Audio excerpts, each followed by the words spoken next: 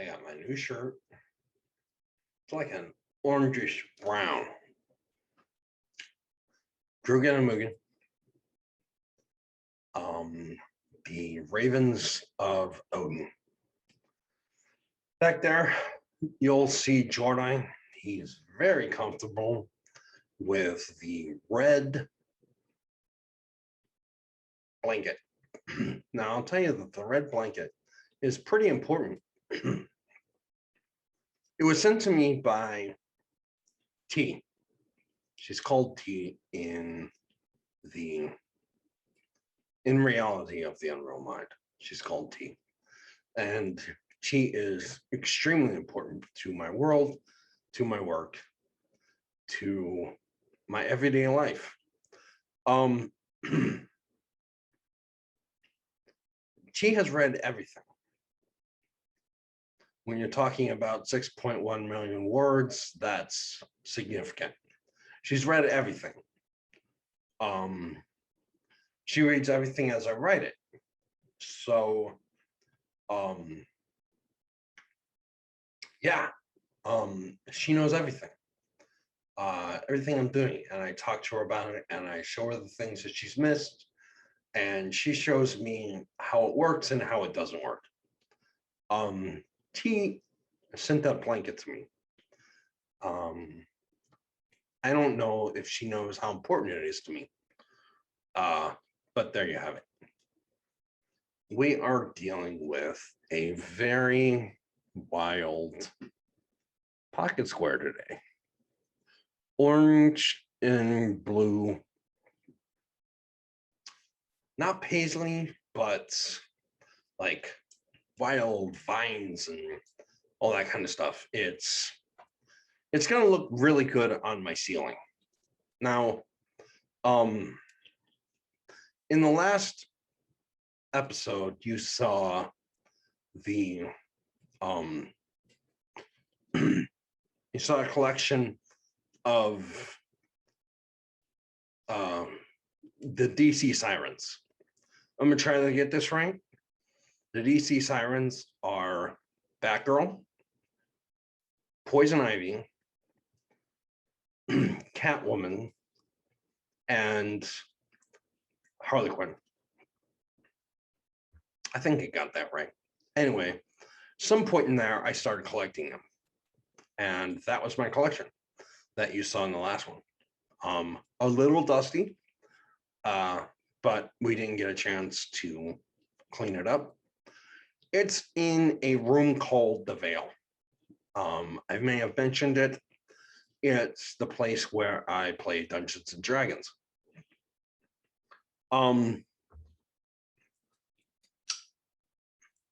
So in The Veil, there's a lot of different things to look at, but one of the more important ones is The Veil has every pocket square you've seen this season hangs from the ceiling of The Veil.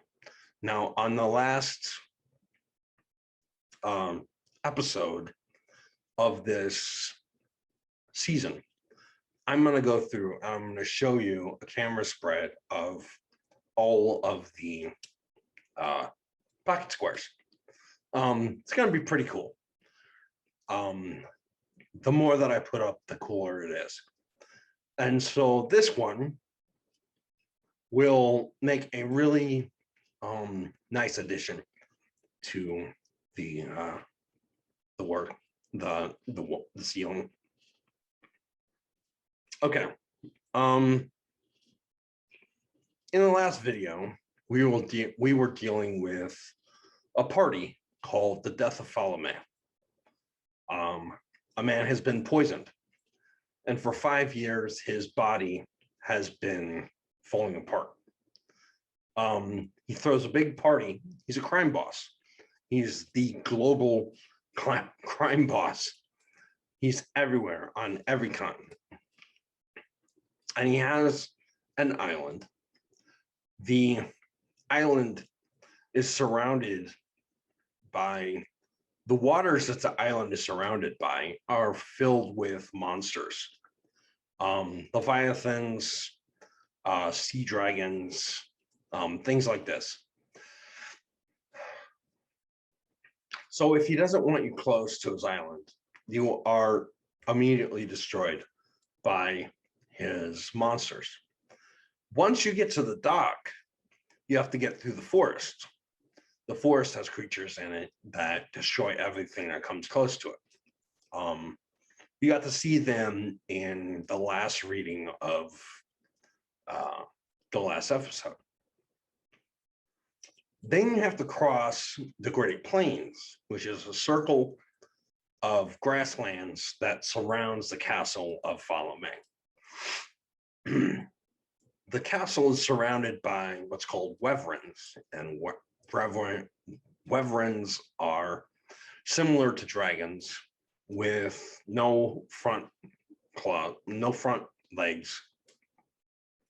And they circle the area and kill anything that's not welcome. Once you get to the castle, you have to face soldiers that are 10 foot tall and ready to kill. And then you get into the actual castle itself, which is, if you saw the last episode, that the inside of the castle is much more dangerous than everything else. Okay, so Falame was poisoned. He was poisoned 5 years ago, and he's dying. And he knows that it's damn near over. He knows that there's little or no hope for him. But Falame is not one to give up. So he throws a big party, and he invites all his enemies and all his allies to this party. And he knows that he's almost certain that the person that poisoned him is going to come to this party with the antidote, just to taunt him. So as he moves through the party, as the party progresses, he becomes more and more fervent in his search for the antidote. Now, in the last episode, I read to you, I'm going to read this real quick. I'm going to get started. I want to get started really fast this week. In this episode, in the last piece that I read you, in the last episode, there was a woman that marched up to Falame's throne while he was greeting his guests. He had tried to kill her over and over and over again, poisoned her, stabbed her, hung her, crushed her, all this kind of stuff. And every time she had escaped him, every time she'd survived. He's pretty sure she's immortal, which she would have to be in order to survive everything that he's thrown at her. Hopefully in this episode, in this reading, and I'm not 100% sure because I wrote this a while ago, but hopefully we get to see who she serves. And if we don't, I'll explain it to you in the end. He called her Lola. He also called her the Iron Broad. And the Iron Broad is the name of the chapter that we're about to read. Now, if I was just reading you chapters from a book, that would be one thing. But I am reading chapters from the second book. We have 4 point of view characters for each book. We have 2 point of view characters that are in Follow May's party. The other two are doing other things and telling other stories. Now, those books, each one of those books is in a series of itself. And the next one is in the next series. So try to imagine this. Try to imagine a series. We're going to call it The March of the Hoodsman, because that's one of the series. The March of the Hoodsman goes off this way, and it's 5 books, I think, maybe 5, possibly 4. And it goes off this way. In it are 2 stories of the death of Follow May. Then you have a completely different series. This different series is called The Atrocities of Brypan. And the first book in it has 2 characters. Let me see if I can get this right. 2 characters from the death of Follow May.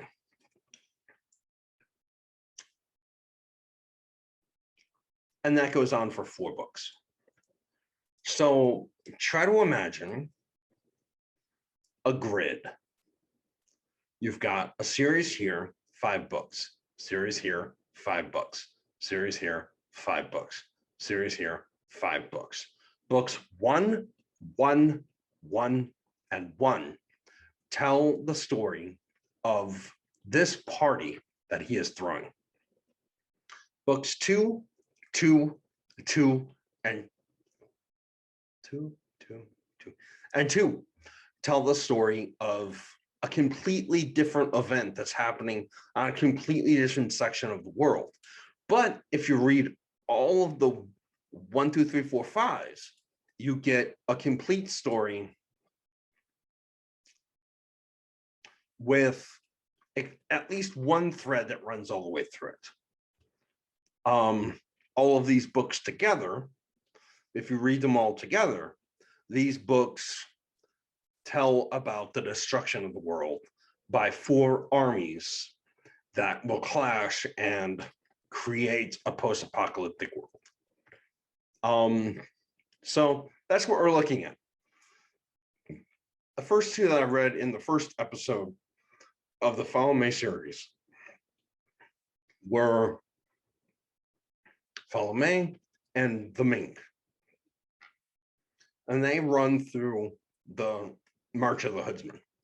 Then I read you one that was about Balak's Hard-Eye. And he runs through the Atrocities of Brypan. And also you get the Iron Broad running through the Atrocities of Brypan. Okay. The third series we're also going to see today. It's pretty dark. But we're going to get a look at them. We're going to get a look at it and read the chapters that involve the Follow May story. For every episode of Follow May, except the last, I'm going to be reading 3 stories, 3 chapters about 3 characters arriving at the castle of Follow May. So here we go. I'm not gonna try to. I'm trying to jump right into it as fast as I possibly can. Hold on. Yeah, I still have tea. I have been drinking for a long time. I've been drinking iced coffee for like 2 years. And it's getting to the point where it's upsetting my stomach. So I tried iced tea yesterday and it messed me up too. So now I'm trying chai tea because it has milk in it. and I'm hoping that helps me out. So anyway, I think I have enough chai tea to get through this chapter. Anyway, the chapter is called The Iron Broad. It takes place 3 years after the escape during the party. She stepped onto the ship's deck and stared out at the harbor of the great warship was pulling into. Behind her stood 100 men and women, 20 heavy plate wearing warriors, swords and shields. Their helmets gave no clue as to the man inside, no clue to his thoughts or his looks. Every one of these men had been bought for their size. They were within 20 pounds of each other and all stood over 6 feet tall. They looked like the same man carved from 20 steel times. And when she looked over her shoulder at them, Lola felt as if they were weapons instead of men, as if they were a gauntlet she wore over her clenched fist. 40 medium foot soldiers stood behind her fists. These wore chain and carried battle axes. Their helmets were caps of steel, each polished to a shine. They each had the same beard, each had the same color hair. All stood the same height, and each weighed about the same. When they looked into the face of the man beside them, they saw only a reflection of themselves. They were not men at all. They knew that. When they had been born, they were children in the barest sense of the word. They had the body of a human, the knees. They possessed the same build as the average child, but these children had been born slaves, so they were not allowed dreams. They were kept in a stall. They were raised to fight. They knew only the man beside them and the weapons in their hands. This group was named the 40. Each member of the 40 held tight to the lives of the men beside them, for if one of their numbers died, it would forever be from that day the 39. Then came the 20 wardens. These men were all different in every way. They wore different clothing, stood different heights, they carried different weapons, and they lived different lives. They were where the other men were soldiers, these men were warriors. They had groups within themselves. They had friends and identified themselves as individuals. The wardens were a wild breed, a slave force that had been chosen for their prowess in one thing or the other. Each one of these men was a tool, each a key. Every one of these men opened a different lock or fit a different kit. Every one of them was an expert at one thing or the other. Each one of them had a purpose they were driven to accomplish. Behind this group of warriors stood the rabble.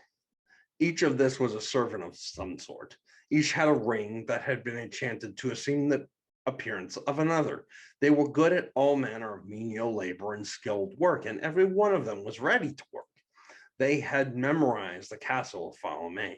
They had learned every servant's name. They had been schooled on every facet of life the servants of Falome lived. They were poised to take over the servant they had been chosen for, and they stood ready for action. Lola turned to the captain, laid her hand across her cutlass, and scowled at him. "Tell me what you will do." The man seemed nervous. She knew he had reason to be. He fought with her days ago, and she had stripped him before his crew and whipped him. She bound him to the mast, and the voyage had gone on without him. Lola made sure every one of the sailors on his ship knew that Inlame had made perfectly clear. Lola had command of everything. The captain stammered for a while before Lola coughed at him and he paled. "I pull up close to the harbor and drop you on a boat.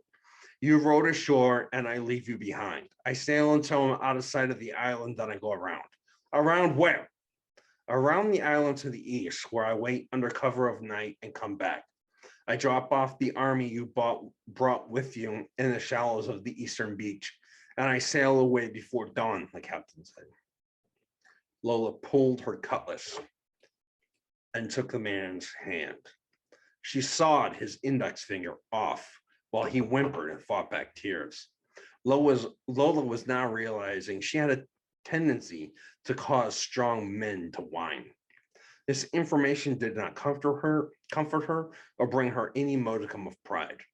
The knowledge washed across her like an errant wind and was gone. She dropped the severed finger in her bag, the captain gripping his hand and pinching the wound closed.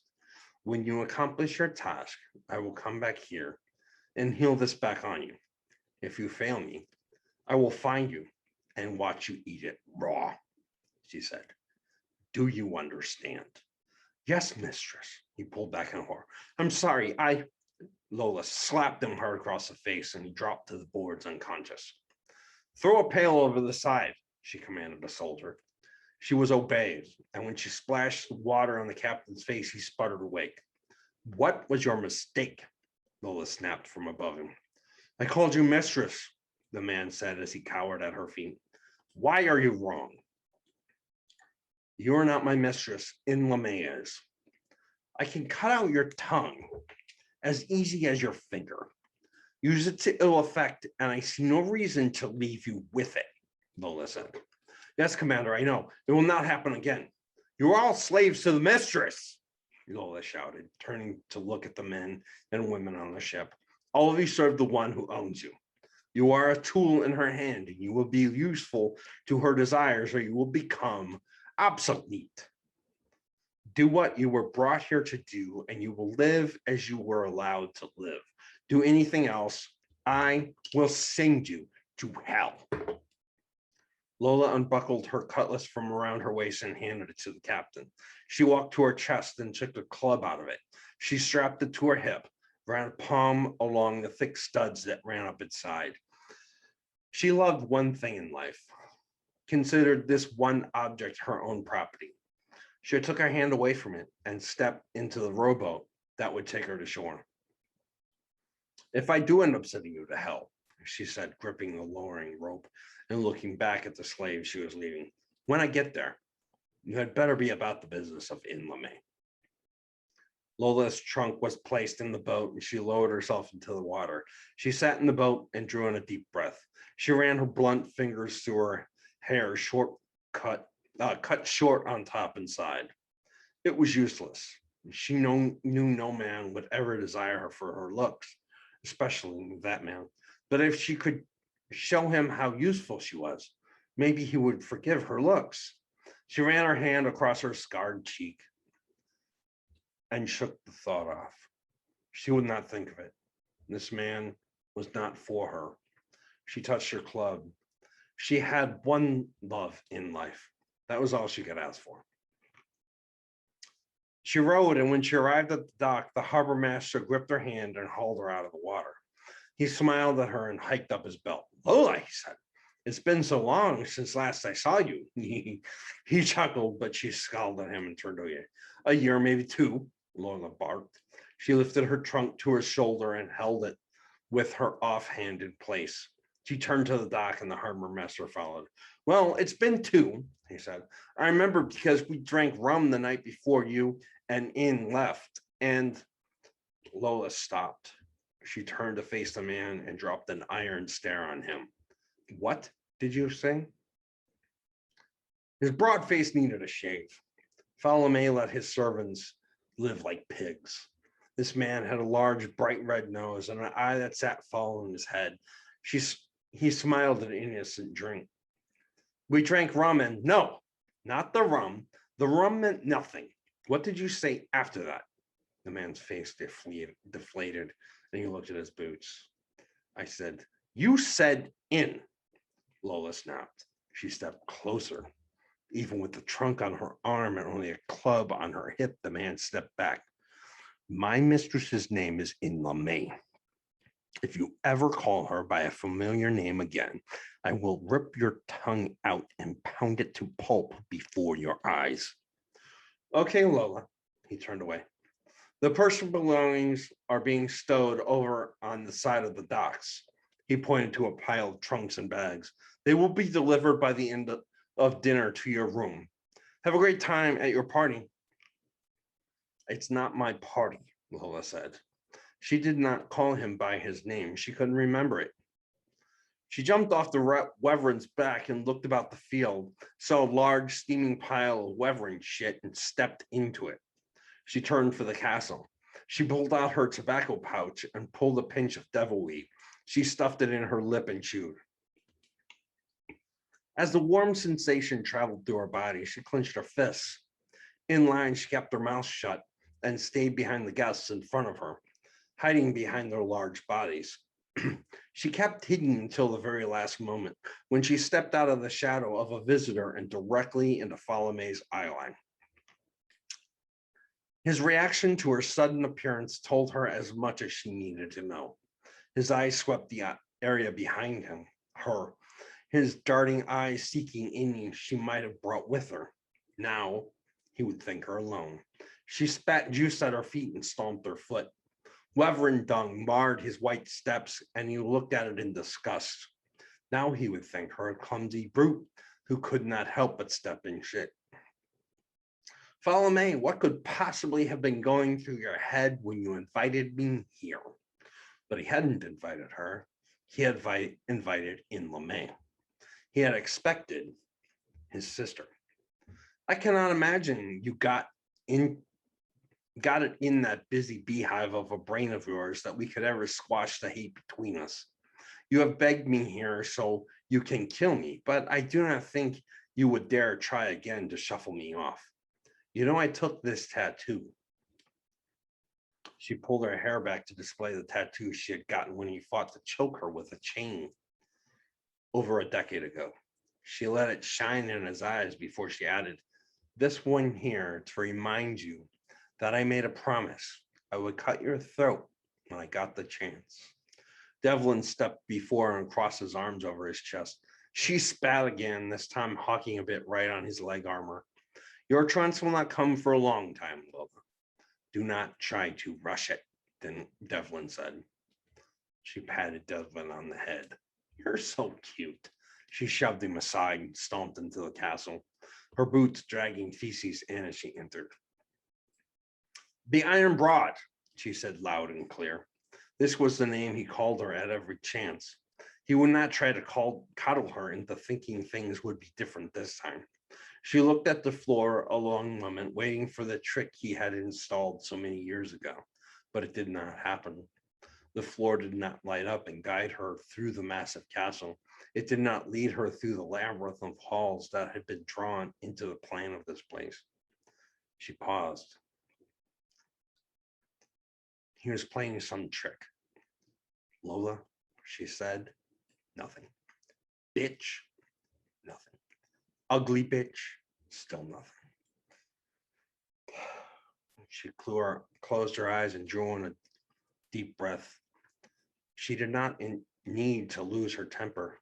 Fa was playing at some game. Lola had been sent for this very reason. She was smarter than any other servants of Inlame. Lola could play Fa's game as well as he could.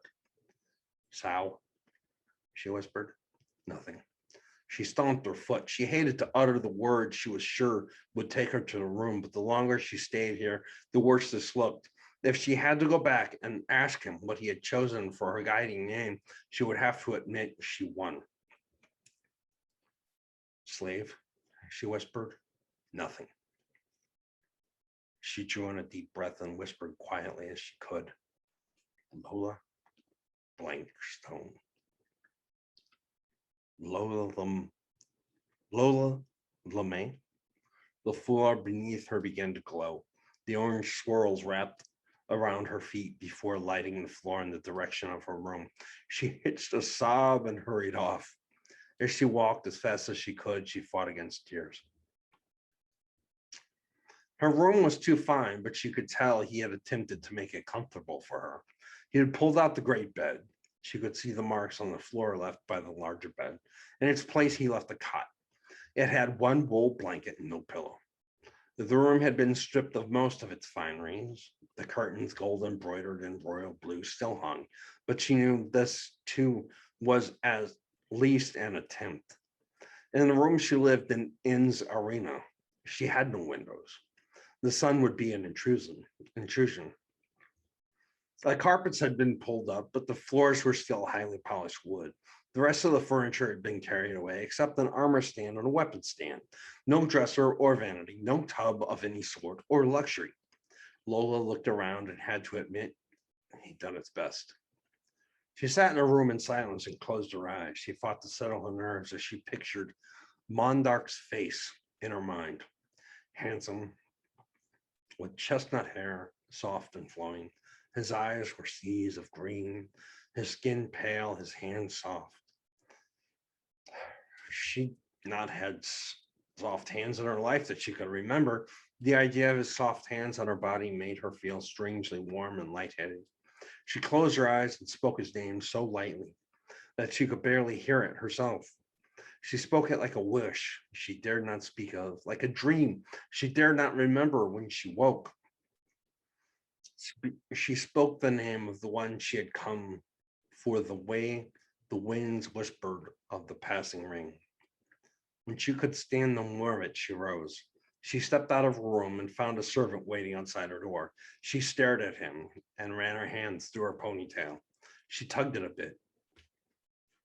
A signal to her own servants to betray themselves. But this was not her servant. The man bowed to her. Mistress, may I see you to Mondarch's room? Call me that again, I'll rip your head through your ass, she said. Lead on. The man let out a little gasp and paled. He nodded and walked away. She kicked the man in the rump to get him moving. Faster! I'm not seeing the sights here. The man broke off in a quick walk and she braced herself for the sight of him. The servant took her to the northern wing of the castle and she came out through a set of double doors. Instantly she heard music, the soft kind, nothing more than a tinkling of some lyre. The music made her head hurt and she gritted her teeth. She was led to a room filled with light of the rising moons. Great glowing globes of light cast the room in warm tones of yellow and orange, and she stopped at the door to catch her breath before he saw her. For she could see him. Mondarch was the most beautiful man she'd ever seen. Falame's son had long been the only man she desired. She looked at him in his clothes and giggled. He wore the most ridiculous clothing, yellow silks and pale greens with a blue sash. He wore no weapon, and she wanted to stand over him while he slept. She wanted to fight where he could see her. She fought against all the things that were shutting her down and found the soft spot within her. Mondarch turned in her direction and gasped. Lola, by the gods, you look like a gargoyle. He stood and came over to her. The girls who always followed him everywhere laughed, their light, airy laughs, and she looked at the floor. I was sent by your aunt to, Lola began. Yes, my dear aunt, Mondarch said. He looked at the prettiest of the girls and shook his head. My aunt is the goddess of women, loves me like her own son. Did she give me you to use? Lola blushed, seeing him in a bath as she washed him. Seeing him lying in her arms, she thought of all the ways he might use her, and she longed to let him do it all. In LeMay has commanded me come to you in service protection. I am to ensure your safety at this hellish party and serve you in. Lola coughed and looked him in the eyes. Serve you in any way you would have me. Can we get her a bag? One of the pretty girls said. A bag? A bag for, Lola began. Mondarch broke out laughing. He shook his head and swatted at the woman. You're terrible. Your mouth will get you in trouble, she said. That filthy mouth of yours needs worked. Lola could only look at the floor. No, we do not need a bag for her, Mondarch said. It would help, to be sure, but I'm sure we can stomach her face without a bag. It might be a chore, but we can do it. Can't we, ladies? As the pretty ladies laughed, Lola looked at her feet and touched her club with her finger. Okay, so that was, I think I can close this. That was the Lola chapter. The Iron Broad. She is In LeMay's dedicated servant. In LeMay is Falome's sister. They were raised by their father to hate him, to hate each other. And Lola has been In LeMay's servant since she was tiny. In truly loves Lola. In's a pretty great person. What you deep dive people, people who know my work really well, will know that In LeMay owned Dimitri Klasta, and she treated him like gold before the Hoodsman came for him.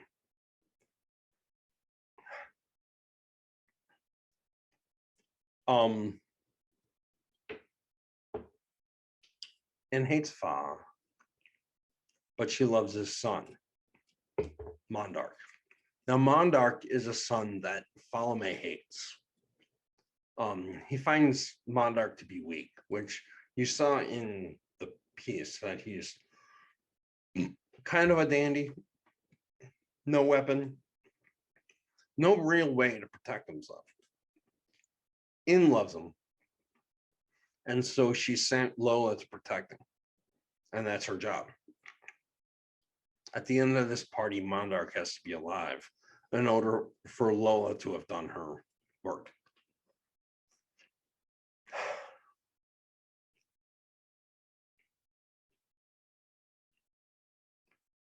Lola, I love Lola. I truly do. I had a lot of fun writing her, and I enjoy her life. She was born a slave, treated like gold by the person who owned her. She has slowly worked her way up the ranks. She's completely dedicated. You saw her guessing the name that Falome would call her so that the floor would light up and lead her to her room. She guessed the Iron Broad. She guessed Lola, bitch, ugly bitch, sow.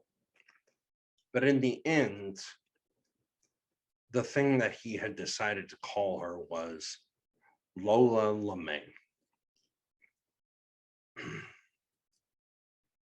He didn't do this because he loved Lola. He didn't do this because he thought her a child of In LeMay. Falome did this to soften her, to make her as weak as he possibly could, because he knows he can't stop her. So that's Lola. She's in love with Mondarch. Mondarch treats her terribly. You heard the bag part. Mondarch treats her like she's trash.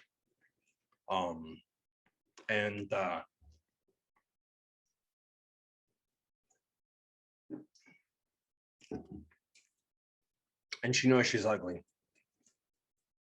She knows that she's not pleasing in any way that a man like Mondarch would find. But there's a part of her heart, a tiny, warm part of her heart, that she allows herself to keep from Mondarch. And in this section of her heart,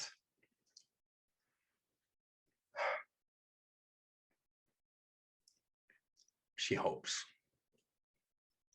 She hopes that he will recognize the things that In LeMay recognizes, and he will love those things, and he will want those things, and he will ask her for those things.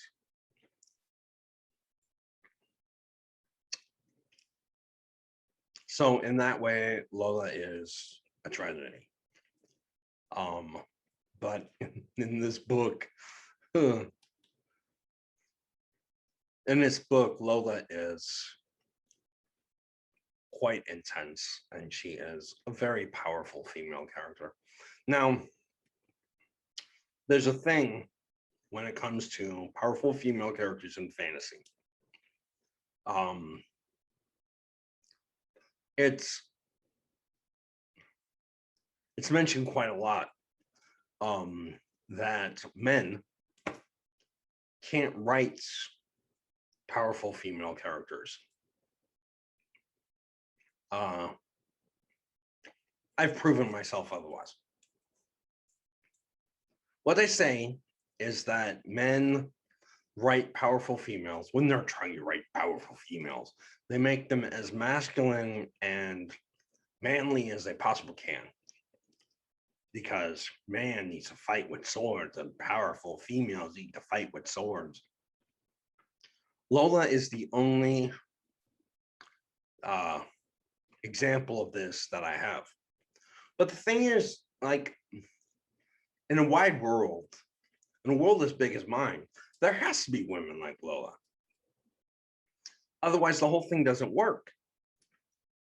I have warrior women who are beautiful and don't rely on brute strength, that are still feminine and sexual creatures. You find that in Rachel Beaskow or Rachel Hardeye, Balix's mother. I have powerful females that have nothing to do with weapons. You find that in Helena and Jocelyn and Ellen in the book Legends of the Exiles. There is so many different facets of a woman, and Lola represents one of them.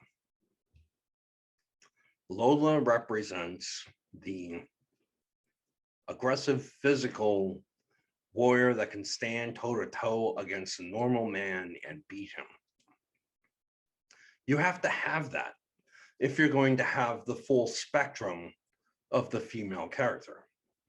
So I'm going to get a lot of shit for Lola, but if anybody reads anything else, they're going to find the character Revenge, for instance. Revenge is a very powerful character. She's a very powerful, strong female character, and she's extremely feminine. Truth is, as you probably know, there are so many different variations of men, and there are so many different variations of women, that to leave out one is to insult that one. There are women like Lola out in the world, and I hope when those women, those powerful, physically intense and face-to-face, man-to-man, punch man in the face and beat them, I hope that when they see that, when they see Lola, they feel represented. That's what I have for the chapter The Iron Brood in the story of the death of Falame. Now, I'm going to take a break. I'm going to get more chai tea. I'm going to pull up the next story, and the next story is the book. It's from the book called The Queen of the Outcast. The Queen of the Outcast is in a series called The Rise of the Hellions. A lot of Rise of the Hellions takes place in hell. I'm pretty sure you're going to see that tonight. I take great pride in my story of the hell. And yeah. Anyway, I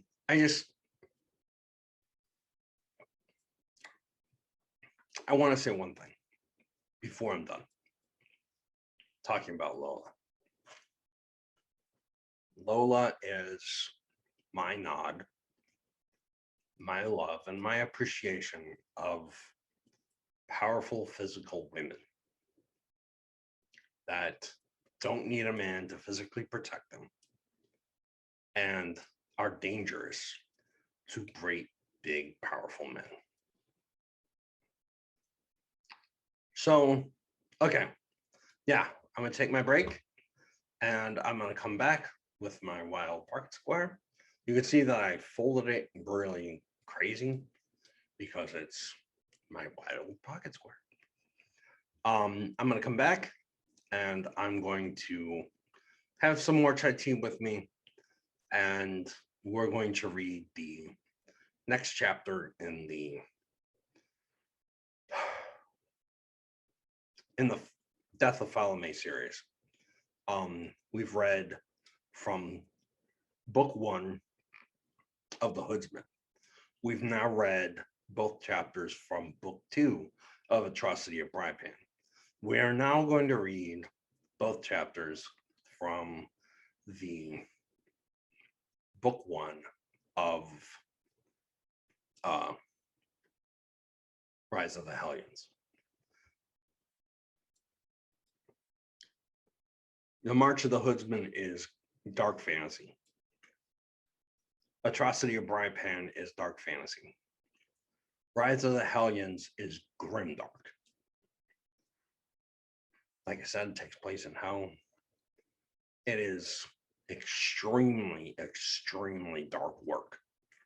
So I would ask you to buckle up, to brace yourself for the next 2 chapters to come. And we'll see what you think of them. I'll be right back. Take time to prepare yourself and slow yourself down and get a drink and all that kind of stuff, because there'll be so much time before I'm back that you'll have plenty of. Did you get a chance to brace yourself? I gave you like 40 minutes to get ready for this next section. Be grateful. Be grateful that I gave you that much time, because this is pretty dark stuff. So, I gave you that much time to let you know that I'm on your side. Okay. So this is the title character of the book Queen of Victims. Like I said, this is grimdark, pretty dark stuff. This is the first book in the 3rd series, which is the 3rd book if you're reading the ones. And 2 of these, this book has 2 chapters.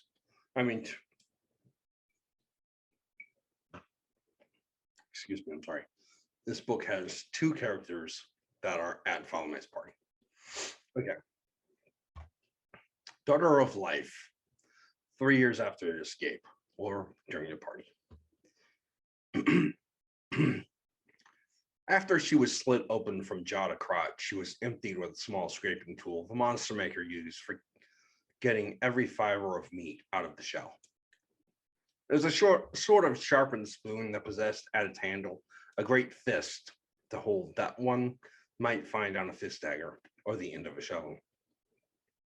He did not grunt while he worked. He did not strain. The muscles in his back and his arms were strung from this activity. He felt little effort as he scooped and streaked. The monster maker pulled back, frowned down at his work, and nodded to himself. She was clean. Every bit of the demonic meat that had been within her body had been extracted. He saw her hard exoskeleton and claws, free of clinging meat. Her jaw split, from the lower mandible was clean of tongue or soft palate. With a tool he had designed, he loosened the bottom jaw, and with a slash of his index claw, he seared away the top of her skull and every bit of her face from the jaw up. This part was trash. No matter the scraping, no matter the acids, no matter the clawing or the feasting by cleansing worms, it was impossible to get every ounce of brain and soul out of the skull. The bone had been so perfect in its design, it was impossible part of the body to clean. He tossed the trash to his eaters. They flopped and slipped their way across the floor, leaving spotless floor behind them as they slurped up any mess. The great suckling mouths slapped at the brains in the skull, and they bulged and boiled at their throats. As their throats swallowed and their bellies crunched, the monster maker looked down at them, their oblong eyes and massive jowls, and he knew them grateful. He smiled and turned back to his work. Across the room, he glided until he reached the construct he had crafted for this specimen. He slipped his long clawed fingers into the dome and picked it from within. The blonde hair flowed down his arm and around the construct like a curtain of silk. He carried the piece across the room until he reached the shell and opened the object. It was vaguely skull-shaped, and he placed it on top of the mandible. The tiny teeth set in its rim, bit down on what was left of the shell's jaw, and he pulled his fingers out from the mouth. He stepped back and carefully swept the hair back to expose the eyelids he had crafted. He crossed the room and stopped at a pair of eyeballs floating just up over a bit of superheated air, then plucked them out of the air and carried them back to his construct. He pulled back the eyelids and delicately threaded the nerve through the hole, reaching through the jaw into this construct to pull the nerve through. When the eyes were seated, he snapped his fingers and the eyelids popped open. He held his breath. This was his favorite part. The eyes stared up at him, and he smiled at them. They swept the room, and he turned to see what they saw. Pure white walls, pure white floors, and him. When the eyes focused on him, they began to weep. They were slow tears, nothing passionate or filled with fire. These tears were the tears of the damned. The rest was a drudgery. There was stuffing to do, odds and ends, really weapons that could be called upon to jut from limbs. The caged bird to rest in the chest. Of course, this would make the voice musical and a bit shrill. A set of bellows was bound into the chest. This would make the breathing unfettered. He stuffed the entire shell with all manner of objects that would help it survive and thrive. When he was done and every section of the body had been filled with survival mechanisms, he walked to the sacred box within his workshop. Then he opened it carefully. Hearts were his specialty. And here in this large gilded box rested dozens of hearts of all sorts. They beat slowly but strongly. They pounded out their desires to live again. And he ran his clawed finger across the meat of each of them as the memories came back to him of the creatures he harvested them from. A hard man cold from life as he worked his job cutting great trees and dragging them from the forest. A mother taken from while she breastfed her child. A child murdered while at the breast. A guard killed in battle. A man whose heart he had ripped out while he sexed his greatest desire. A child being savaged by the lust-filled man. Every heart here had been taken from a living being, and he touched each one of them. He felt the agony of their last moments and the desire they felt to once again be set free. The monster maker took his time looking and touching every one of his collection, but he knew whose heart he would choose before he ever came to the box. It was the very reason to clean his shell. This was the very essence of why he built the construct. Only one heart was ever going to be used for this piece, this masterwork of pain and vengeance. He reached in with both his hands and took out the beating heart of a first love. He held the heart to his ear to hear the yearning in its beating. He had taken this one while it traveled to see a loved one, a secret meeting, a lover's rendezvous. When the woman had been taken, the man had soured. He'd grown vile. Lessons he had, till that time ignored, had found fertile ground. The man had become a beast, and his true love had vanished, had never been seen again. And Falame had been raw from it ever since. The monster maker took the cherished heart and gently placed it into the chest of the shell. Then the stitching, then the flesh. It was liquid he'd created long ago. He poured it into the stitching and liquid slowly dried. When it was there was no seam, there was no scar. The creature appeared to have been born and lived blemish-free. The monster maker walked to the cabinet that filled the back wall and opened its wide doors with a flourish. His eyes danced across all the sparks he might use. Within fire, diamonds, silver, steel, sour meat, stone, insects, and worm, every spark he had ever found to bring a creature to life, every bit of essence he had ever used on his thousands of creations. He looked at them all and smiled when he found it. He took the vial out of the cabinet, uncorked the top, and poured onto his hand a single maggot. Cabinet closed, he walked to the concept and opened his jaw. He pinched the maggot carefully between finger and thumb and delicately reached into its throat. He found the very, very back of the throat. With the slice of his fingernail, he opened the flesh there just a bit and stuffed the maggot within. A drop of liquid flesh, hole closed. He swept the white cloth of the entire creation and left the room. It needed to rest. It had a long day. She woke screaming, her face covered with a soft cloth. She flailed and slapped until the cloth fell away. She gasped around the room. She was naked and she wrapped the cloth around her middle. She was scared. She saw the weapon, but knew it was pointless. She was not a fighter. She saw the cabinet against the back wall, the box to the left, and the horrid workstation against the right. She tried to stand and found her legs strong. The room was dim and she stumbled across the length of it until she came to a great set of curtains. She gripped it in the middle and ripped them open. She screamed in horror and abject misery. She was in a tower overlooking a terrible landscape. Great chains stretched from the tip of the tower, pulling away and clinging to the ground miles away. From the chains hung hundreds of bodies. They were bound by the neck, their bodies spasming and kicking. The ground was white ash, the sky green and sickly. A legless, armless body chained to the sky was burning. She looked at the surrounding buildings, a castle built around the tower. Every one of them sported guards and monsters that had to be demons. The whole of the place throbbed with suffering and loss. As she looked at that which surrounded her, she screamed.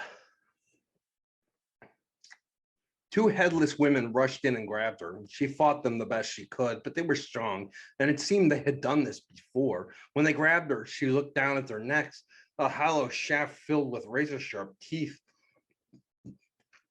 They let out a low moaning sound, and when she stopped struggling, they let her go. They motioned for her to follow, and she obeyed.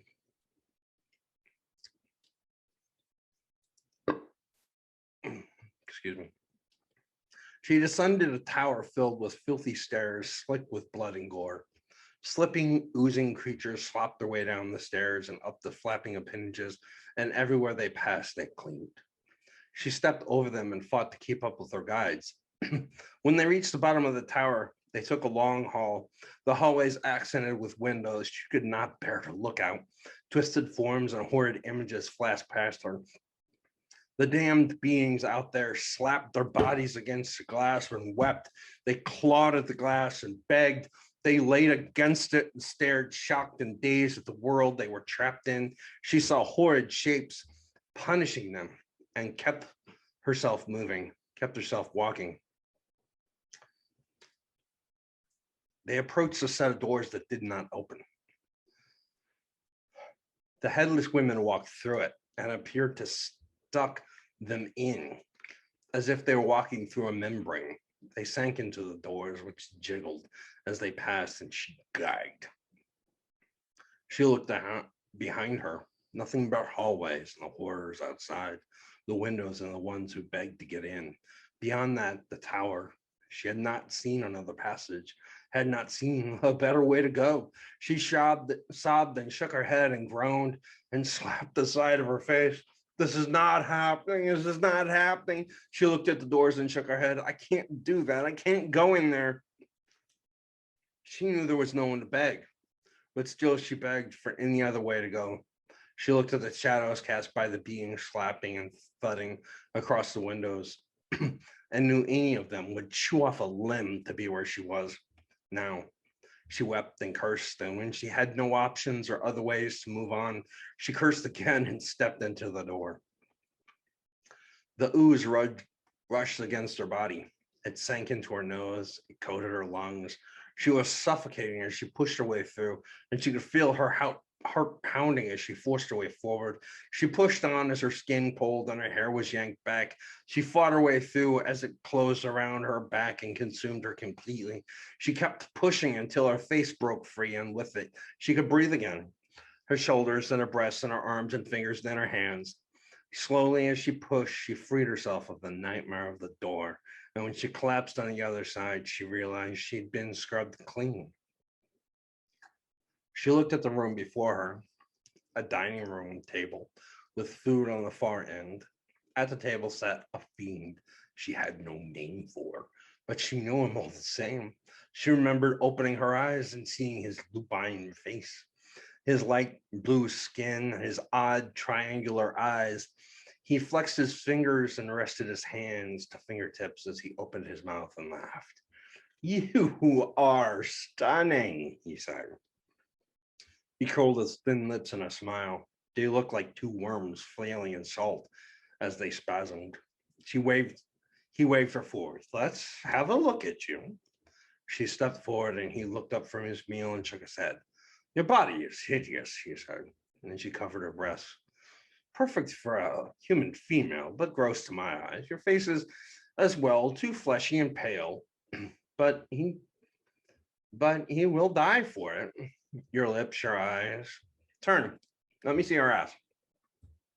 She stepped back and bent over. She fought to curl up so he could not see her at all. You will obey, or I will punish you. He pointed to the room around him. She looked at the walls and saw creatures slit from crotch to throat, their skin peeled open and nailed to the wall. She saw lungs breathing and hearts beating and above their head, with eyes staring and weeping mouths open in silent screams.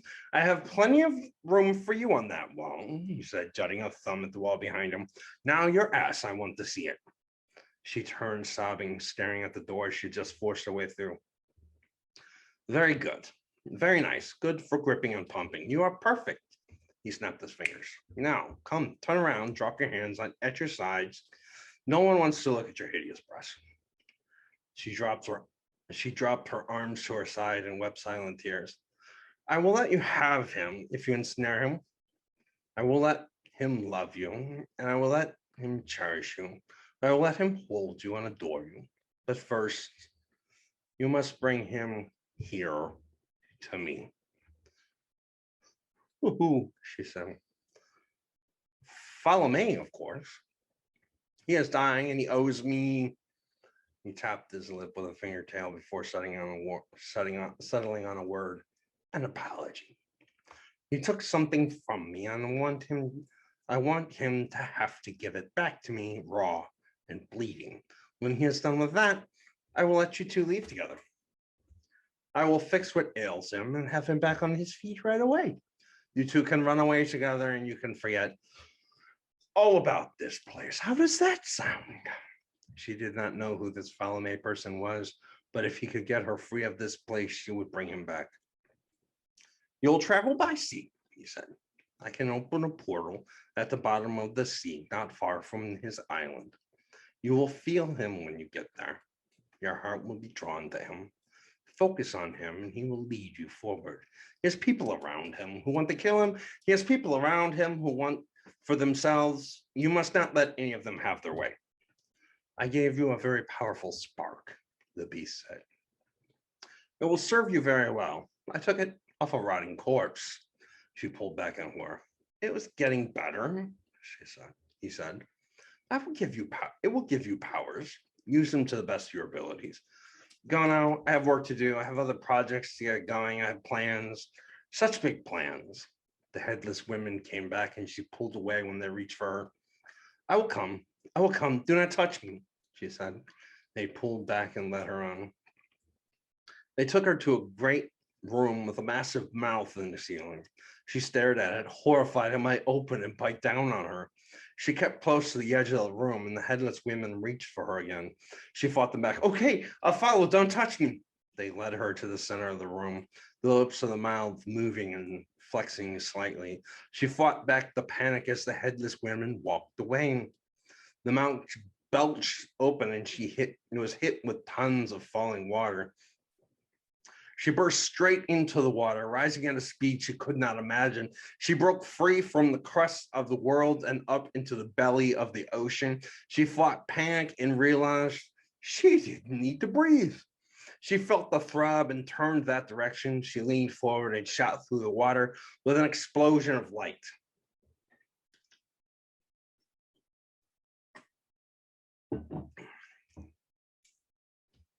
She flew through the water, seeing every fish she passed in detail, seeing every crevice and bend of the ocean as she flew forward. Soon she was moving past massive beasts, monsters of the sea, creatures of myth and horror she passed. But they did not scare her. Nothing but her creator scared her. She reached a certain place, and with a scream and explosion of water, she burst out of the ocean and into the air. She threw through the air head first, but as she reached the peak of her arc, she swung her feet out before her. When she landed on the field of plush green grass, a dress formed on her body. The land around her exploded with roses. They circled out from her like water rippling after a stone. A wave of roses flying out in every direction. She gasped at the beauty of it and breathed in the sweet scent of flower. She walked for the castle in a distance, and when she left the circle of roses, they broke out behind her, leaving a carpet of roses swaying in the wind as she walked. Soon the sky erupted with thunder and it began to rain. When she concentrated, she could feel his heart beating. He was dying, and all she wanted was to see him before he died.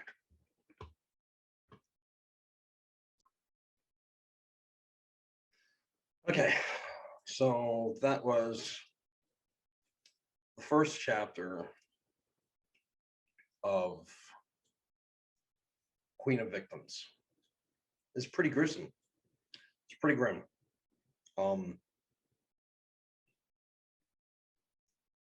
She was created and sent after Fa. She was made into the image of a woman that he used to love before he became a criminal. You might have gotten that from the writing. She's a really fascinating character that because she was created, very few people can actually see her.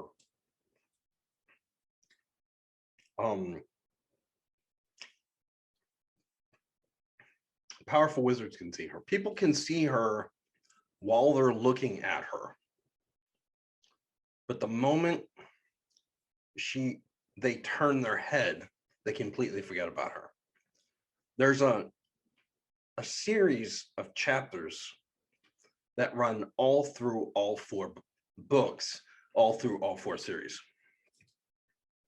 And it is taking place during a masquerade ball. So during the ball, she finds Falme. He sees her and he loses his shit. He falls in love with her. He grabs her. He dances with her. He is completely tied up in her. And she's feeling great amounts of love for him. And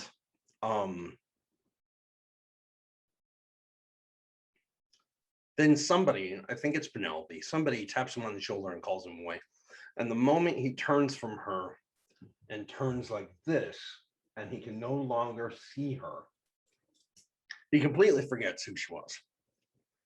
He completely forgets that he was dancing with anybody. And he just turns around and walks away. This character feels very deeply. She's very emotional. And she gets hurt very fast. There's a couple of times where Fa spends beautiful moments with her, and most of the time she's hurting. She's a creature that serves the monster maker. He has the top part of her face that he puts on in the beginning, the top part of her skull, everything from the mandible up, because as it says in there, that can't be cleaned out. He scraped out the rest of her body, but that can't be cleaned out.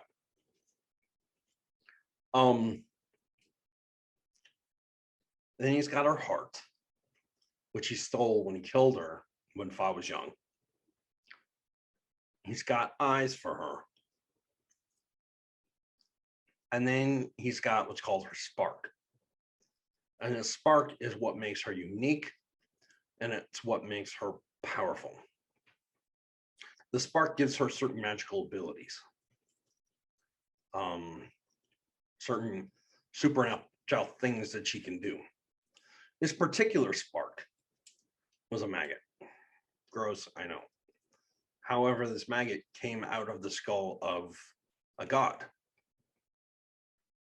I'm gonna make this as short and quick as I possibly can. In the movie, in the book Heaven, there's a god who comes back to life when the escape happens. Moon explodes, it's loud enough, it brings him back to life. He's got a crack in his skull, and all throughout the book, it's festering. And there's a part where he goes to hell, and he's standing over his nemesis from the God War. And then he's screaming and he's screaming and he's screaming, and maggots are falling down onto the body, which is mostly gone. The legs are gone. It's just a torso, head, and arms. He's screaming, all this kind of stuff, and he takes off. He goes from hell back to heaven. Well, the maggots were feeding on this god, and he's the god of life and rejuvenation and resurrection and creation and all that kind of stuff. So when they fall onto the dead body and they start to feed on the dead body comes to life, which is kind of like a zombie state. And it can crawl on its hands, dragging its torso behind it. In this book, they actually turn it into a war machine. They put a castle on it. They put a mask on it with chains that they can move it around. It's actually kind of cool. Anyway, the monster maker grabbed one of those maggots. So this character, she's got the god of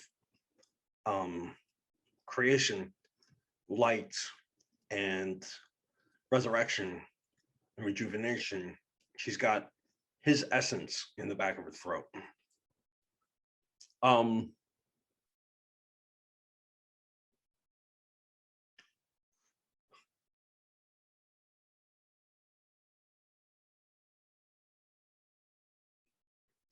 This god is, one of his symbols is roses.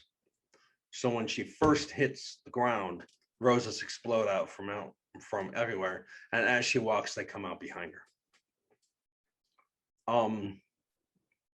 So she's a strange creature of death, a creature that's there and not there, and she's got the spark of life in her. There's a couple of times she shows up. She's all throughout the party, and she is the queen of victims. at the end of the party, okay, so there's a character in the beginning of the book song. His name is Merrick, and he collects a guy's head and he gives it to Rafe. And Rafe knows that the prison has been broken into because that was the prison guard. And then Merrick shows up. And Merrick is just an evil entity. Possesses the body of a child and talks to Rafe in the bathhouse where he was delivered the head. At one point, Rafe is thinking to himself, Rafe Ivyfist is thinking to himself, if he has to do battle with Merrick, how much of this city can he save? Because in the fighting, him and Merrick are going to destroy most of everything that's near them. So that's Merrick. So Merrick's at the party. So at the end of the party, this weird thing happens that I still don't have an answer for. They're looking at, it's Revenge, who's a member of the Hoodsman, and Merrick. And they're looking at this particular created woman. And Merrick decides to take her with him because he has beef with the Monster Maker. He decides to take her with him. And before he does, he looks at Revenge. Revenge says something like, you know that she is everything, right? And Merrick goes, it's part of why I'm taking her. It's something like that. It's an exchange very similar to that, where Revenge looks at her and says, you know she's everything. I don't know what that means. I don't know where that's going.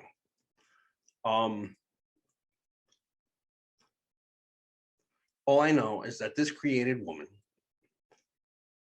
is extremely vital to the entire war of the four armies and the fate that's left behind it. But I don't know how. I think that's all I want to say about her.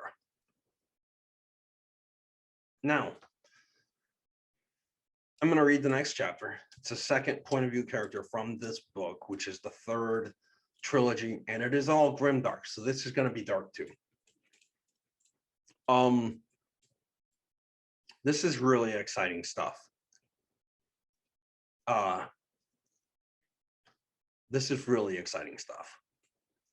And I'm going to tell you things in this, after I'm done with this, I'm going to tell you things that nobody will hear anywhere else.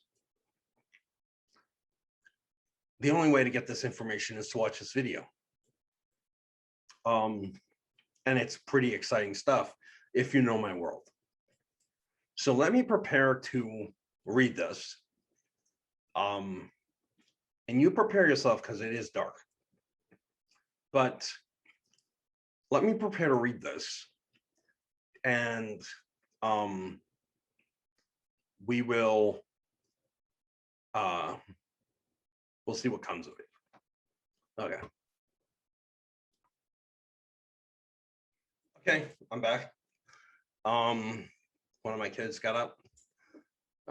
That's why I was gone so long. Hung out with him for a while before he went to school. Then I had to wake up my other kid. Then I had to get more tea. So that's why I've been gone for so long. Please forgive me. I'm going to read this. And it's got some very subtle little swirls in it. But if you know anything about my work, this is really exciting. It's not going to come out for a long time, but when it does, people are going to be really excited about it. Okay, it's called The Younger Brother. He left the man alive long enough to see the boat to the harbor and drop the anchor. Then Jacon the Viper could not hush the need within himself. He gripped the man by the nape of the neck and pulled him in close. The sailor smelled of grog and body odor. A crust developed on his neck where sweat and grime had gathered and hardened. He had a tan face, wrinkled and chapped from life, on the sea, moving things from one place to the other, taking people to destinations they could never reach without his type. But none of that mattered to Jakan. He killed the crew little at a time. He waited until land had pulled away and there was no hope of retreat. Then he started with the captain. Let them fight and seek a leader while doom encircled them like the coils of a resting viper. Let the nerve of the crew be shaken. Let them struggle for any leader who could straighten their resolve. Jakan, as a passenger, stood by with a sly smile, and he waited. The next man rose. As always happens when a man of power dies, another rises to take his place. This man was big, his blood thick. His swarthy complexion and robust personality made Jakan think of his father. He killed this one with a slow sip. It was spit this time, when before it had been a bite. Jakan snuck a mouthful of spit in the mug or the drink, little at a time, until the venom started to work against the man's body. 2 days, and the man had trouble standing for long periods at a time. 4 before his hand trembled and his voice cracked with every word.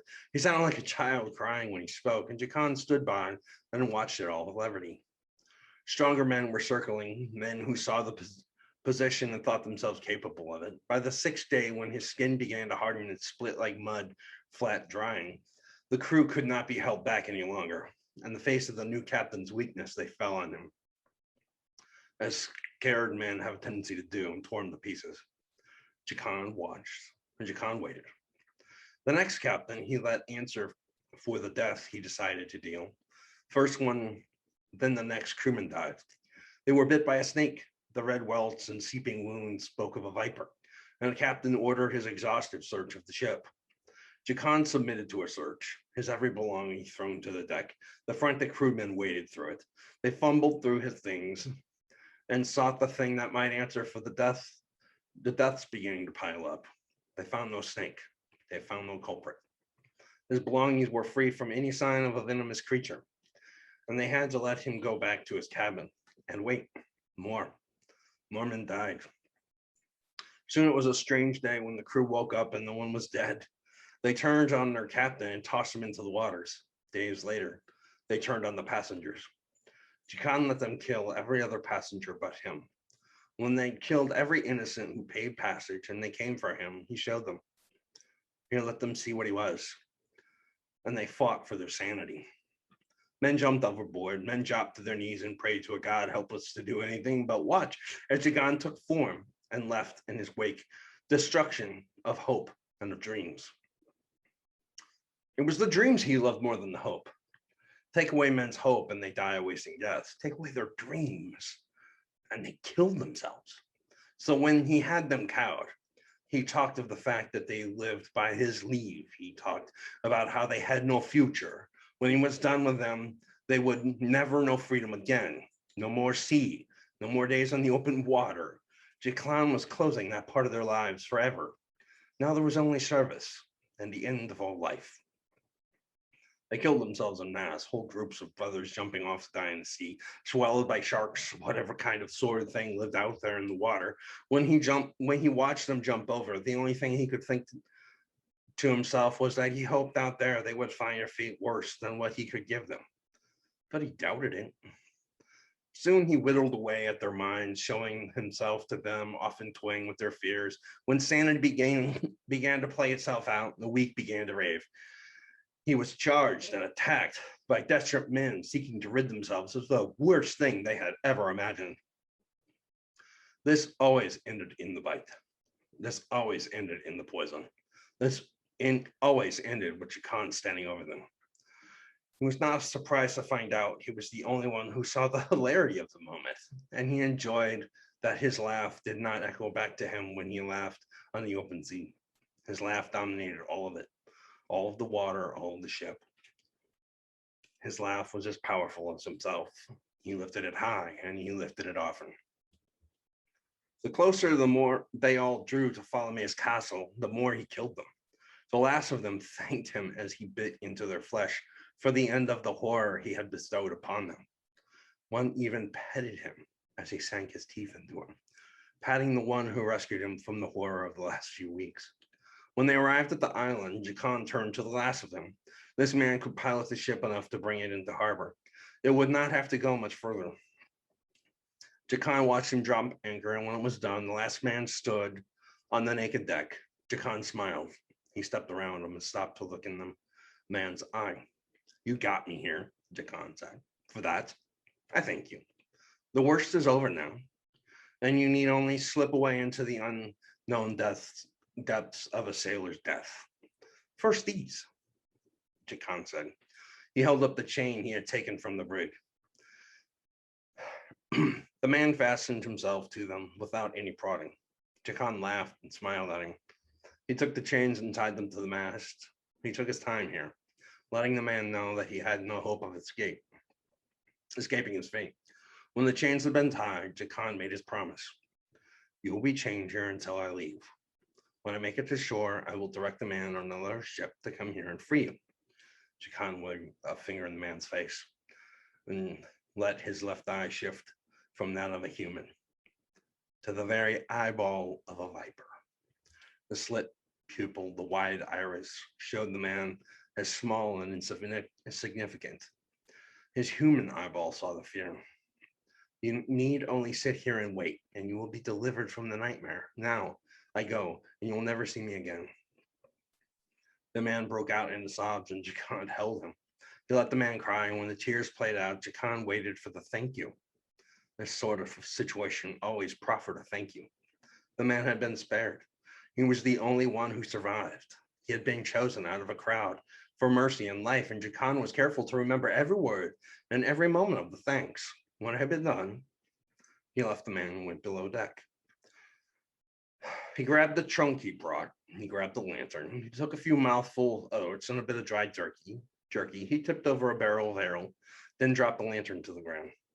When he reached the top deck, the fire still burned low. Jacon patted the sailor on the head and winked at him. He took the rowboat that was closest to the shore, stepping into it. Then he worked the ropes to drop the boat into the water. He was instantly offended by the idea of having to row himself, but he decided there was nothing for it. If he stopped long enough to save the man and make him row him to shore, he would in fact be saving the man's life. One less victim. How could he live with that? Jacon was far from the ship when the smoke began to billow from it. Not far enough that he did not hear the screams of the man who had thanked him for mercy. Not so far he could enjoy the curse the dying man placed on him. But Jacon was used to curses. The last words he heard from his mother had been a curse. The circumstances had been the same. When he reached the shore, he climbed out of the boat onto the deck and smiled at the man who met him. This man was a dolt. Good on a shore, probably good on a ship, perfectly suited to do his job here, but worthless nonetheless. The man spoke to him, and with every word, Jacon felt the slow anger growing. Soon he heard the words as if far away, as if spoken to him from another land. No, he did not want them to dock his boat. No, he did not want them to tie it off. He did not need them to rescue his crew, to try to save his ship. He did not need anything from this man. He felt his mouth filled with saliva as the venom rose from his throat, and he longed to spit. But this was Falame's man, and he did not want to anger him. If anyone could kill Jacon, it was Falame. And though every attempt on his life had ended in utter failure, he did not doubt it was possible. His throat had been slit, he'd been burned to ash, he'd been stabbed so many times the counting had been impossible. He'd been dissolved in acid. Jacon did not know if he could be killed, but if anyone could figure it out, it would be Fa. Jacon snapped out a rage-induced haze and focused on the man before him.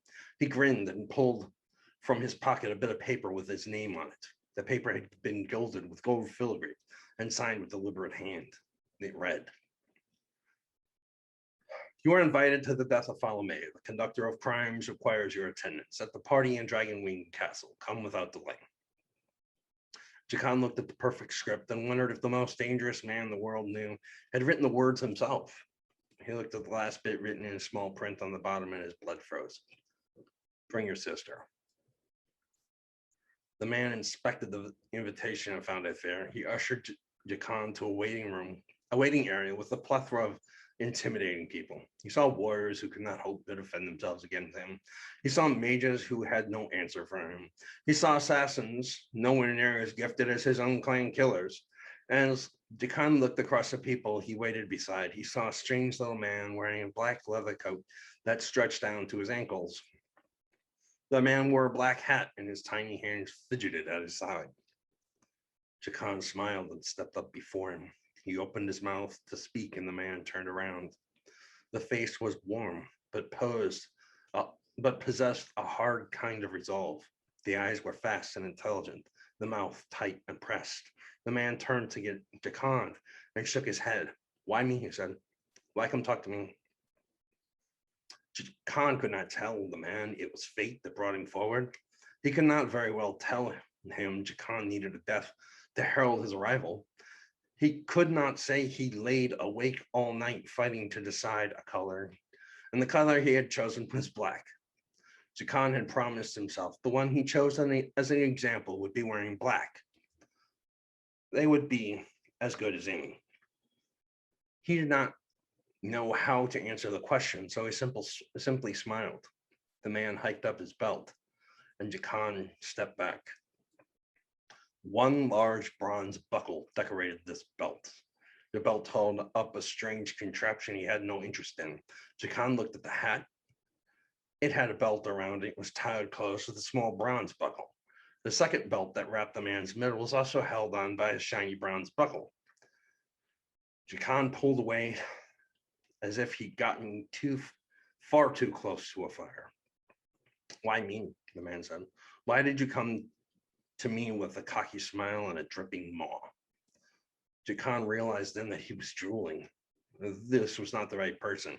This was not his victim. Jacon stepped back and the man tapped his hat for him. He smiled.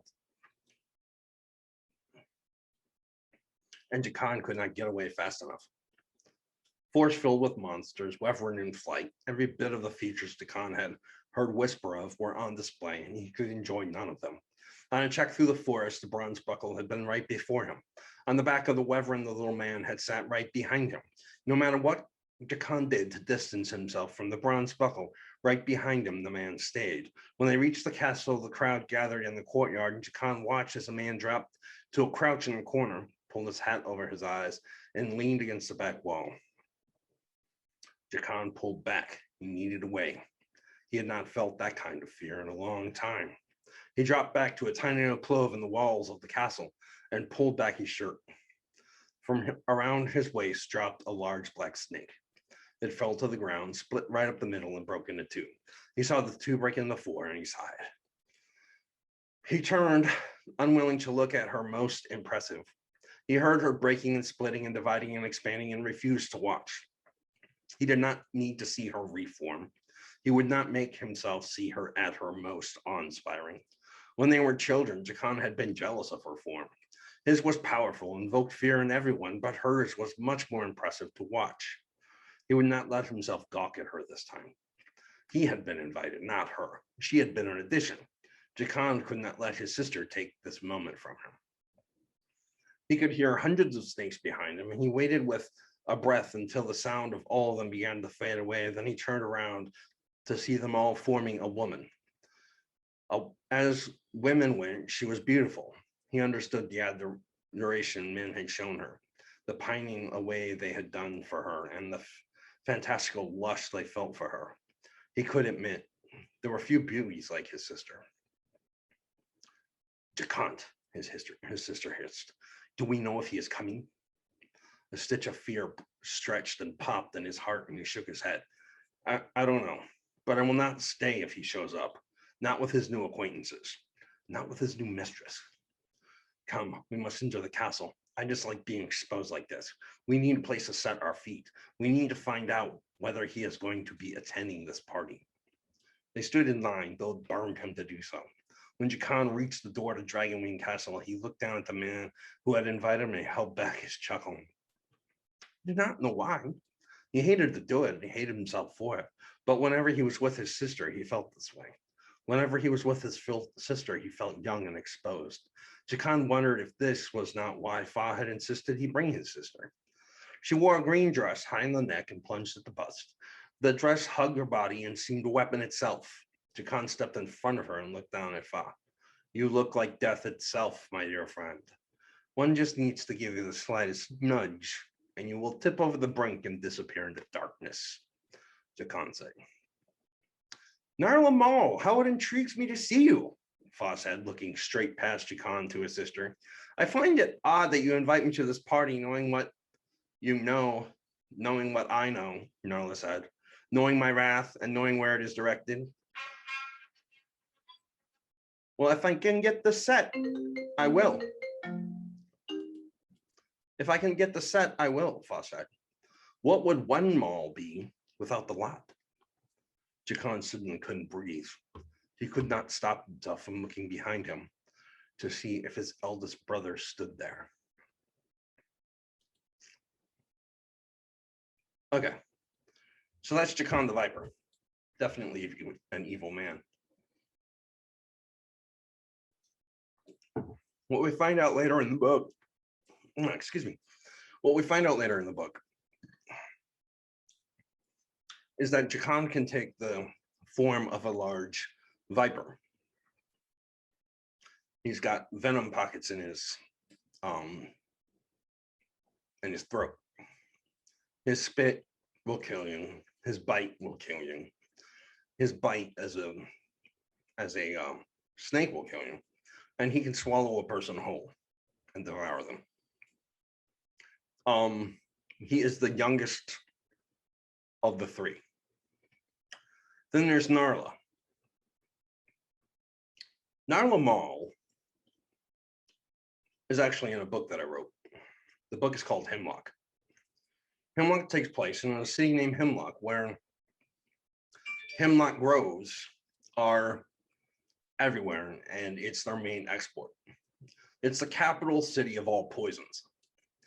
And it has a section in it called the Bilious Quarter, where a plague had hit, and they quarantined everybody in that section of the city. All the people died, the plague went away, but that was hundreds of years ago, and people still don't trust that section of town, so it's completely abandoned. Only thieves and the worst kind of people go there. Rafe goes into the Bilious Quarter to ask a favor of the Mother's Smite, the poisoning cult that Revenge is a part of. When he gets there, he walks into this old decrepit bar,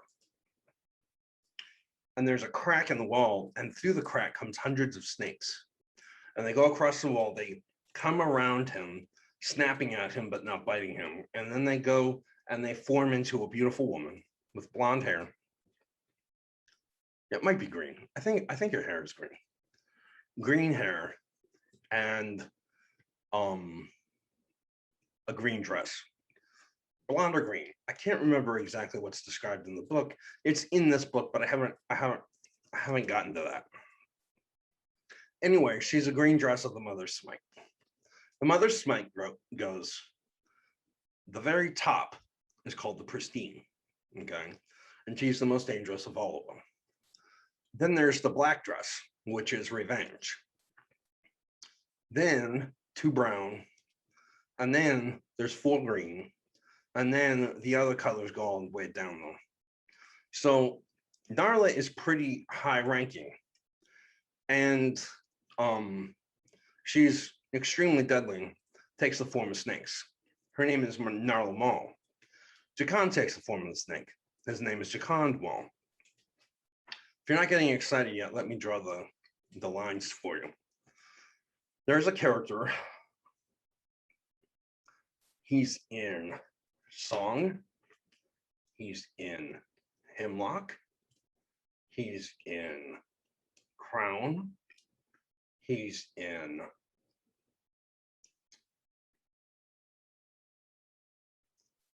Plight of Madness. He's in Fate of Madness.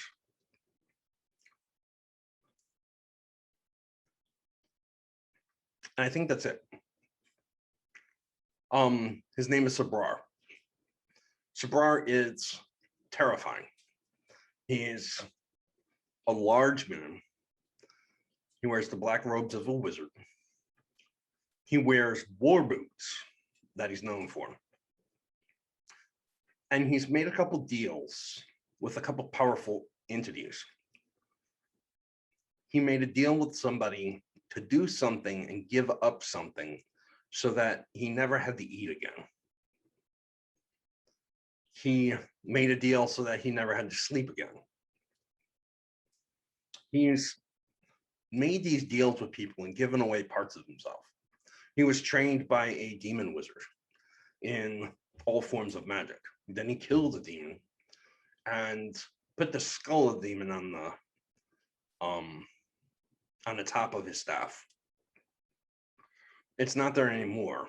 The current versions, it's not there, but it was there. So Sabrar is easily one of the most dangerous, deadly people in my world. Easily one of the most powerful. And he's one of my favorites, man. Got a soft spot for Sabrar. When I wrote Narla and Hemlock, she was just a cameo. She may have had a line or two, but she was pretty much a cameo. When I wrote the Jakan stuff and found out he was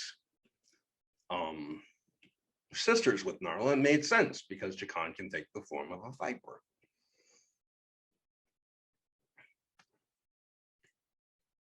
Then I found out that if the younger brother can take the form of a snake and the middle child can take the form of the hundreds of snakes, then the eldest can also take the form of a snake.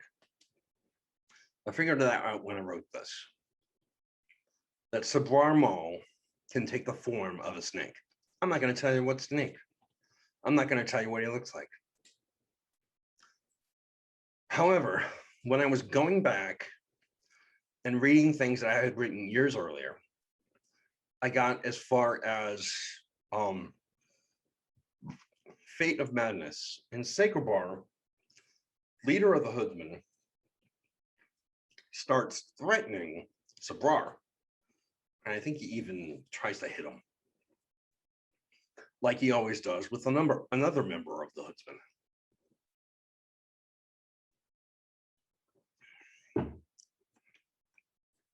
Sabrar stopped him. And when Sabrar stopped him, the image of a giant snake rose up behind Sabrar.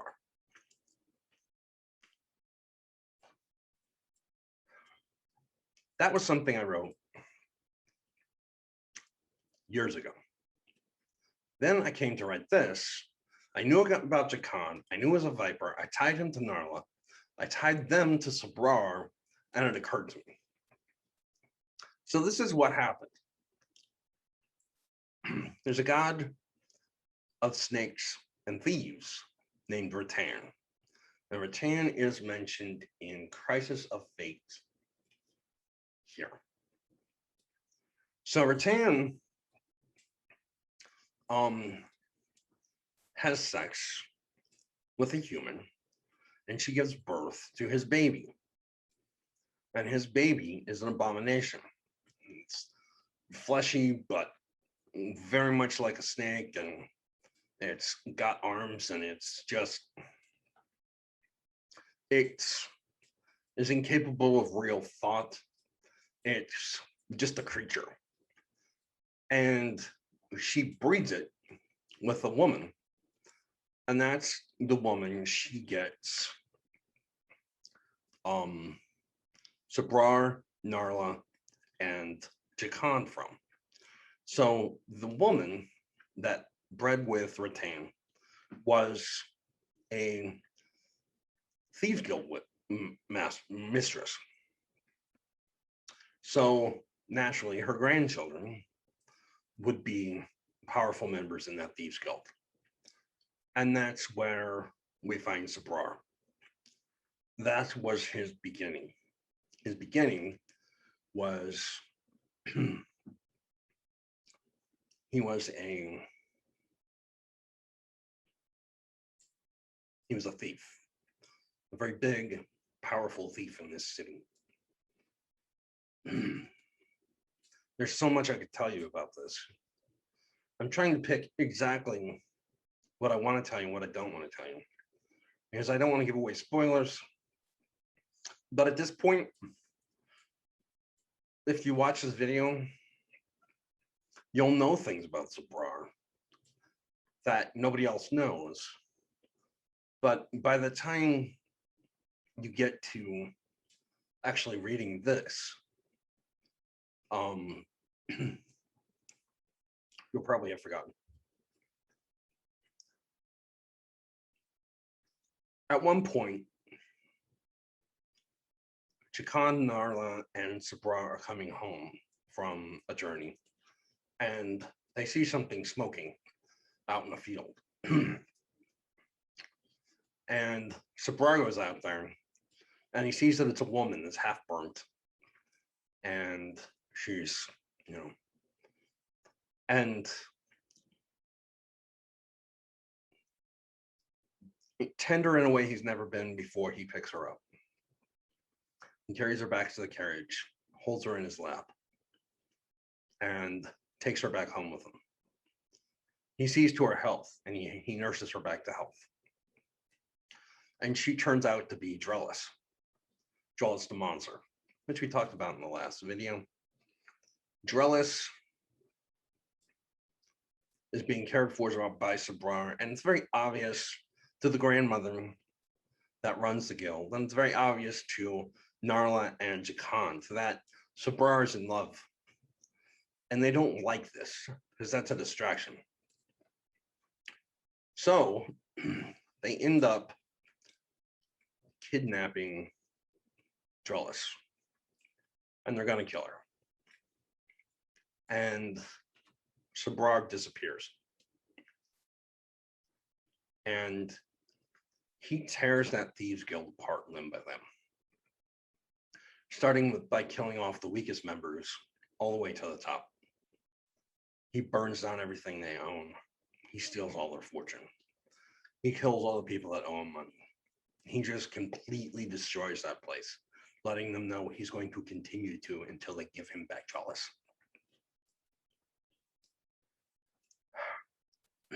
Anyway, him and Drellis leave. She falls in love with him, and they're truly meant to be together. And Sabrar tells his family, "Never come looking for me, and if you see me, run." And then he disappears. So everything's cool until eventually Jakan is bitter. Jakan begins to believe that he can take his brother. And so he goes hunting. And he goes looking in various places, and he finds a valley. And in that valley is a cottage. And in that cottage is Drellis, and she has a baby girl. She has Mink. So Jakan comes closer. Drellis puts Mink away and then attacks. And Drellis is much more powerful than Jakan is ready to deal with.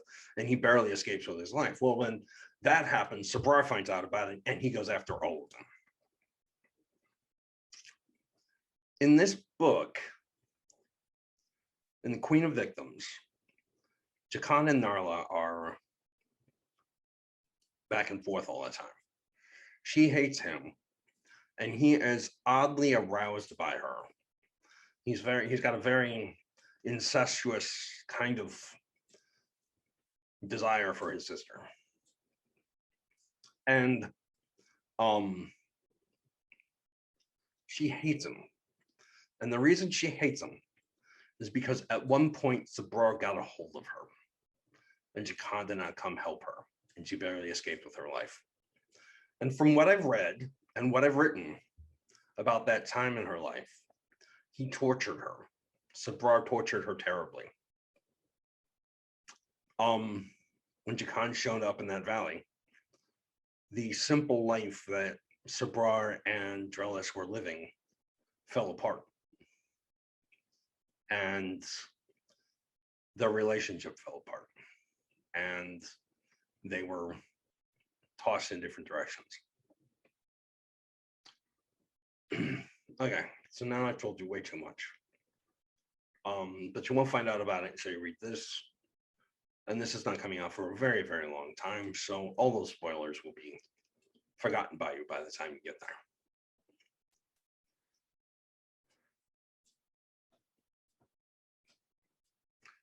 But Sabrar loves his daughter.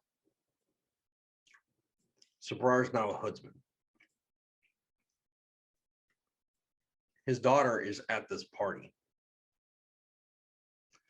And so are Narla and Jakand. So if Narla and Jakand find out who Mink is, things are going to get crazy. Because Sabrar is never far away from Mink. And he's always watching over her. And her greatest enemies are in a castle with her now. So. Also, Fa says in this that he invites Jakand and he says, bring your sister. And then he's talking about them. And he said he wanted the full set. And he says, if you're going to have one mall, you might as well have the lot. So they know now Sabrar is around. They know that Fa knows Sabrar is around. Fa enjoys them knowing. And he also knows they can't leave. So that's how all that is important. Okay, so I'm gonna let you go. Video's probably long. I tried to make it a little quicker this week, but it's probably still long.